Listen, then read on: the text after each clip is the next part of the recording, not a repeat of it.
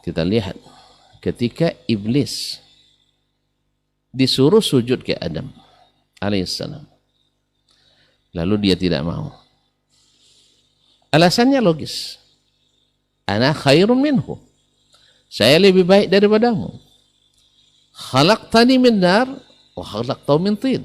Secara logika, dia lebih dari pandangan dia, dari sisi pandang dia, pertama lebih tua. Masa yang tua sujud pada yang muda? Dia diciptakan dari api di atas, Adam diciptakan dari tanah, tanah di bawah. Lalu dia gara-gara dia tinggi, merasa hebat, lalu merendahkan yang di bawah, Adam yang masih kecil, mungkin tidak seperti dia rajin ibadahnya, tidak seperti dia tinggi ilmunya, tidak seperti dia penguasaannya terhadap wawasan. Lalu dia rendahkan Adam. Akibat merendahkan Adam, dia tidak indahkan perintah Allah kepadanya. Akibatnya apa? Aba wastakbar. Enggan sujud, sombong kepada hamba Allah yang lain. Enggan sujud, menolak kebenaran. Sombong kepada yang disuruh sujud kepadanya, batarul khagamtun nas. Makanya ketika Nabi ditanya tentang al-kibru, sebab orang kibir itu tidak dimasuk surga, ancamannya berarti dosa besar. Ya Rasulullah, kaifa tara ahadana atau ahaduna yuhibbu an yakuna libasuhu hasanan wa rihuhu tayyiban, atau kama qala sallallahu alaihi wasallam, innamal kibru batarul haqq wa ghamtun nas. Sesungguhnya sombong itu adalah menolak kebenaran dan menghinakan orang lain. Ma'asyiral kiram dirahmati Allah SWT. Kalau kita sudah tahu ini, bahwa Allah ingin suruhannya dikerjakan dan ingin larangannya untuk dijauhi dan dihindarkan. Nah, ini yang kalau kita pegang dalam beragama, insya Allah kita seperti sahabat walaupun tak sama. Apa maksudnya? Andainya ini yang kita pegang dalam beragama, kita seperti sahabat manhajnya, walaupun tidak sama martabatnya. Sebab tentu beda antara sahabat dengan kita. Tapi manhajnya seperti mereka. Nah, bila manhaj ini yang kita jalankan, subhanallah, akan membuat hati kita tersatukan. Maka kita lihat bagaimana Umar bin Khattab bersikap ketika dia dibenarkan. Bagaimana Abu Bakar bersikap ketika ditegur. Bagaimana Ali bersikap ketika diluruskan. Dan sahabat-sahabat yang lain ketika diluruskan dengan Al-Quran dan hadis Nabi. Mereka tidak berusaha mencari subuhat-subuhat lain untuk pertahankan kebatilan. Sebab kalau berusaha mencari-cari, ini berakibat nanti kita pasti mengambil sesuatu yang syaz, sesuatu yang aneh-aneh. Dan ketahui ilmu kita terbatas. Ibarat orang yang berenang, ya berenang di air tenang, dia tenggelam juga, apalagi berenang di air banjir. Dia berusaha untuk berenang di air yang deras, hanya antum terpaksa mengambil apapun yang bisa dijadikan untuk penyelamat. Dapat rumput-rumput dipegang, dapat kayu dipegang, bangkai pun tidak naik. Dan ini tidak menyelamatkan. Jadi itu kaum muslimin dan muslimat dirahmati Allah, kembalilah kepada apa yang Allah perintahkan. Jangan enggan dan sombong. Sebaliknya Adam alaihissalam dilarang dekati pohon dengan hujah-hujah secara filosofisnya benar. Kan iblis bilang, saya lebih dulu anak kamu muda. Kamu tahu kan, kita adik-adik ini. Saya lebih lama beribadah, saya tahu. Apa yang kamu belum tahu? Kamu ini siapa anak kemarin sore? Belum tahu banyak. Itu karena Allah yang ajarkan kamu itu. Saya enggak. Pengalaman empiris saya, jurusan saya lebih hebat dari kamu. Lihat.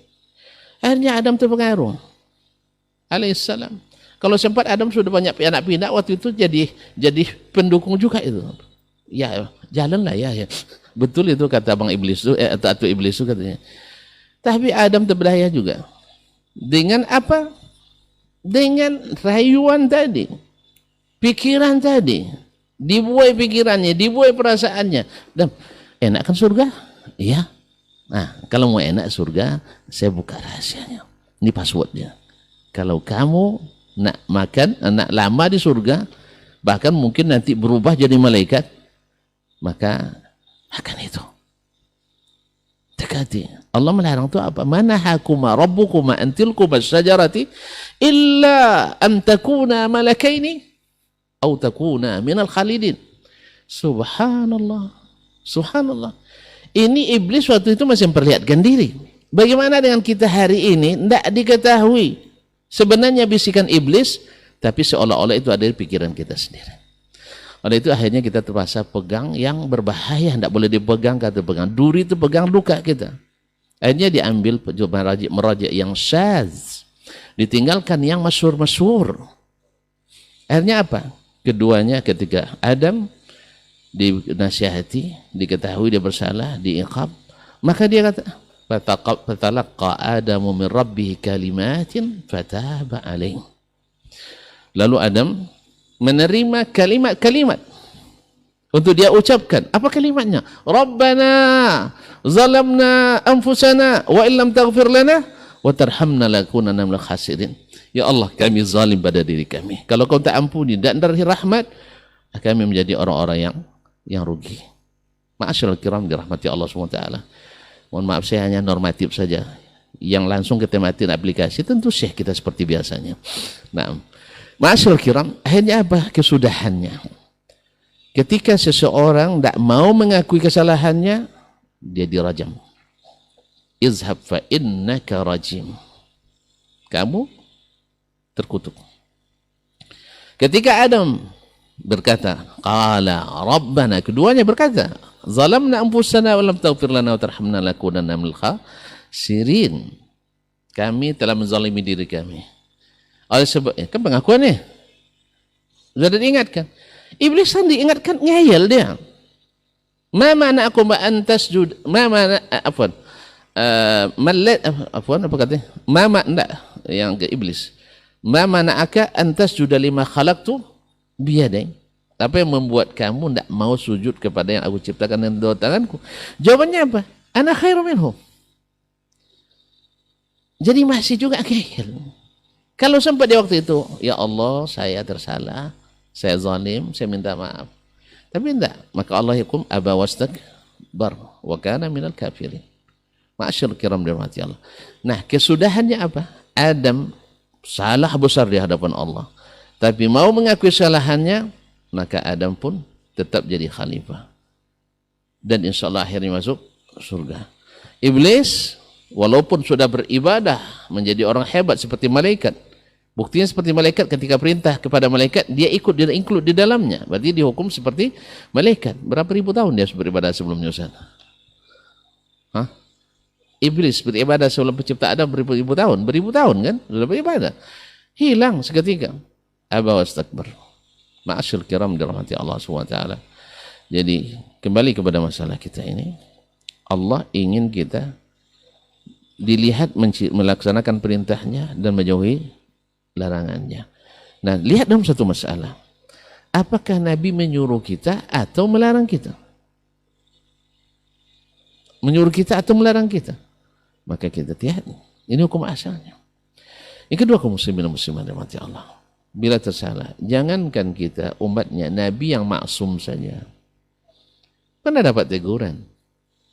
Ditegur oleh Allah SWT gara-gara mohon maaf ya, Abdullah bin Umi Maktum yang buta.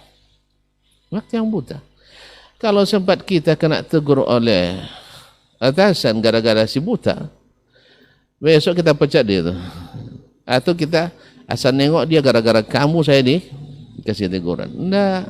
Nabi SAW ketika turun ayat abasa wa tawalla, padahal yang dilakukan Nabi lebih logis, jelas alasannya. Lalu abasa wa tawalla an ja'ahul a'ma. Nabi SAW melihat Ibnu Abi Maktum bersyukur, dialah yang menyebabkan saya diluruskan Allah Subhanahu wa ta'ala. Itu makna maksum Nabi SAW, tidak dibiarkan dia bersalah lalu diperbaiki. Kemudian dalam surah Tahrim, ya ayuhan nabiyyu lima tuharrimu ma ahallallahu lak. tabtaghi mardata azwajik. Nabi kembali kepada yang disuruh oleh Allah SWT. Oleh karena untuk kaum muslimin dan muslimat dirahmati Allah, nasihat untuk saya pertama, dan siapapun yang mau mendengarkannya, maka hukum asalnya perintah Allah dilaksanakan, asalnya larangan Allah ditinggalkan.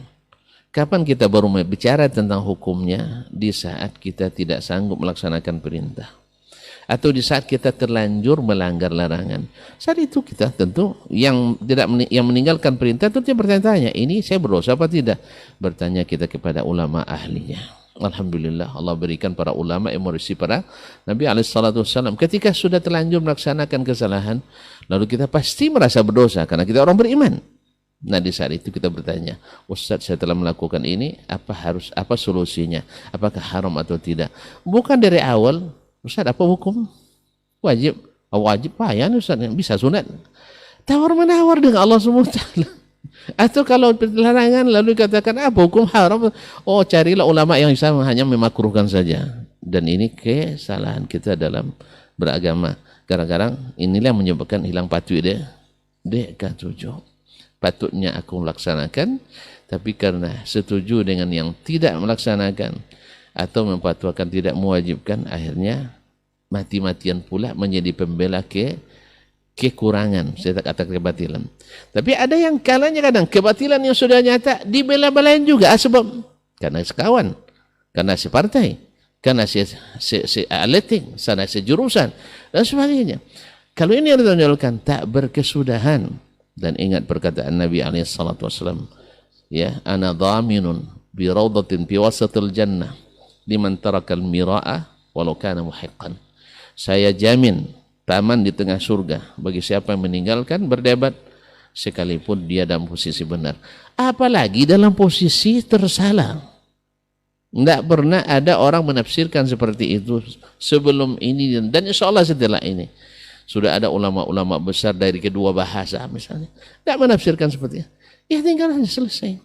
Kemudian jangan merujuk kepada orang-orang yang tidak dipercaya nukilannya. Kan itu yang kadang-kadang terjadi. Ya, tak ada rotan akar pun jadi, tak ada emas bungkal dasar, tak ada apa, tak ada kayu jenjang di keping. Akhirnya dah masak makanan tak bisa diangkat makanannya ke atas rumah. Wabillahi taufik. InsyaAllah kita kembangkan dalam tanya jawab insyaAllah ta'ala. Terima kasih dan mohon maaf. Wassalamualaikum warahmatullahi wabarakatuh.